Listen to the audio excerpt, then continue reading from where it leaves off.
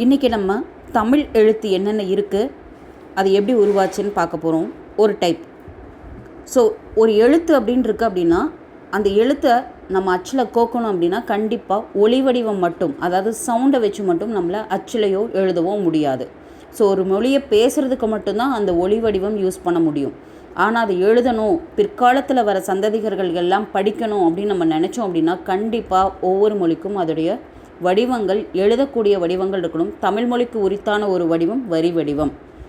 So இந்த வரி வடிவமும் ஒலி வடிவமும் இருக்கிறதுனால தான் தமிழ் மொழியை ஈஸியாக நம்ம பேசவும் முடியுது, எழுதவும் முடியுது. ஸோ தமிழ் எழுத்துக்களில் ஃபஸ்ட்டு உயிரெழுத்துக்கள் அப்படின்னு சொல்கிறோம். உயிரெழுத்துக்கள்னால் என்ன, உயிர்னா என்ன? நம்ம உயிர் வாழ்கிறதுக்கு ஆக்சிஜன், காற்று ரொம்ப அவசியம்.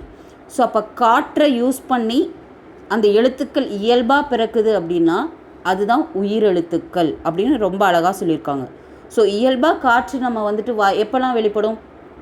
வாயை திறக்கும் போது ஆ ஆ, உதடுகளை விரிக்கும் பொழுது இ ஈ, உதடுகளை குவிக்கும் பொழுது ஓ ஓ உ ஊ, இந்த மாதிரி ஈஸியாக இயல்பாக நம்ம வாயை திறப்பதாலோ விரிப்பதாலோ குவிப்பதாலோ இந்த எழுத்துக்கள் ரொம்ப அழகாக தோன்றும். அதனால தான் இது உயிரெழுத்துக்கள் அப்படின்னு சொல்கிறோம். மொத்த உயிரெழுத்துக்கள் எத்தனைனா ஆ முதல் ஔ வரை 12 எழுத்துக்கள். ஸோ இதில் நெடில் எழுத்துக்களும் இருக்குது, குறில் எழுத்துக்களும் இருக்குது. மொத்தம் 5 குறில் எழுத்துக்கள் இருக்குது, நெடில் எழுத்துக்கள் 7 இருக்குது. இதை எப்படி குறில் நெடில்னு பிரிச்சிருக்காங்கன்னு நெக்ஸ்ட் கிளாஸில் பார்க்கலாம். ஸோ குறில் எழுத்துக்கள் மொத்தம் 5, நெடில் எழுத்துக்கள் 7. இதில் ஏன் ஐயும் அவும் நெடிலில் சேர்த்துருக்காங்க அப்படிங்கிறதையும் அடுத்த ஷார்ட்ஸில் பார்க்கலாம். தேங்க்யூ.